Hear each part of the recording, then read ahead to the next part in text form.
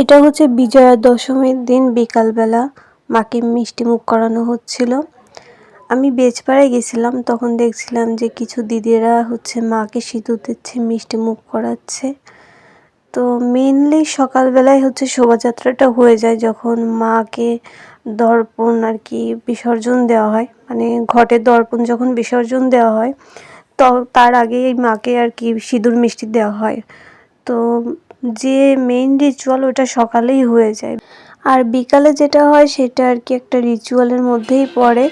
মাকে সিঁদুর দেওয়ার পর দেন হচ্ছে সধবার আর কি তাদের কপালে সিঁদুর দিয়ে স্বামীর দীর্ঘায়ু কামনা করে। আর বাকিরা মানে বড় বা ছোট সবাই আর কি সিঁদুরটা যেহেতু শুভ, তো তারা আর কি বিজয়া দশমী একে অপরকে সিঁদুর মাখায়, এটাই হয়। তো এই মুহূর্তটা মাকে বিদায় জানানোর মুহূর্তটা ভীষণ কষ্টকর, অনেক খারাপ লাগে, কিন্তু তবুও মা তো 5 দিনের জন্যই আসে, আবার কোনোবার 4 দিনের জন্যও আসে তিথি নক্ষত্র অনুযায়ী। তাই মনে মনেই মাকে আহ্বান করে বলি, তুমি আবার সুস্থভাবে ফিরে এসো মা, আমি অপেক্ষায় আছি।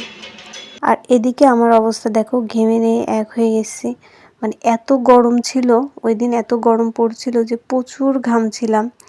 তো আমি একটু ভিডিও করে নিয়েছিলাম তোমাদের সাথে শেয়ার করব বলে, আর মায়ের সাথে স্মৃতি রাখবো বলে। তো এই যে